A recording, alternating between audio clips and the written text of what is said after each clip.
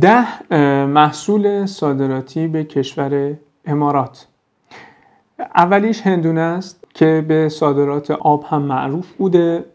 به خاطر اینکه پرورشش آب بیشتری رو داره. کشورهای عرب هم معمولاً آب کمه، یا بهتر بهتون بگم که خب در شرایط خشک آب و هوایی هستن و الان دارن یک سری کاری رو انجام میدن که بتونن به اصطلاح واردات آب داشته باشند و امثال هم، یا تولید آب حتی داشته باشند. ولی هندونه یکی از محصولاتی هستش که برای واردات به کشورهای عربی بسیار ازش استقبال میشه، به خصوص در فصول گرم سال. و اگر شما میخواید براش صادرات داشته باشید باید تقریبا از فروردین اردیبهشت شروع بکنید به ارتباط خودتون. یکی از بزرگترین مسائلی که بعد از هندونه میشه گفت سیفیجات، گوجه فرنگی، کلم، خیار،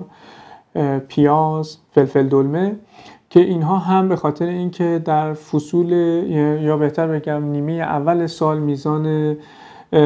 این گردشگری در کشورهای عربی به خصوص کشور امارات رشد پیدا میکنه، میزان مصرف اینها هم در حوزه رستوران و مصارف به اصطلاح مصرفی که در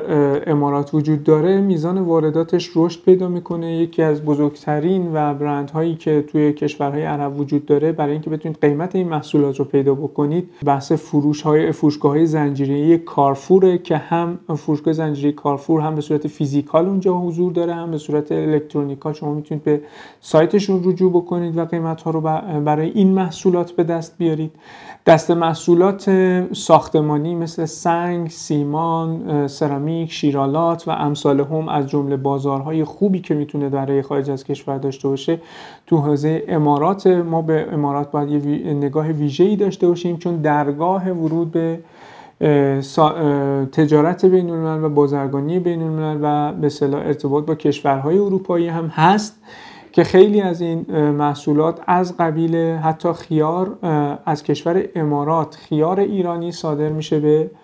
آمریکا و خیلی از محصولات دیگر از جنس حالا سنگاهن اگر توی سطوح بالاتر حوزه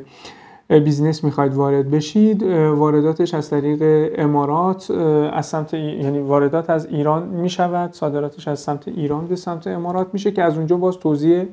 بین المللی به خودش میگیره.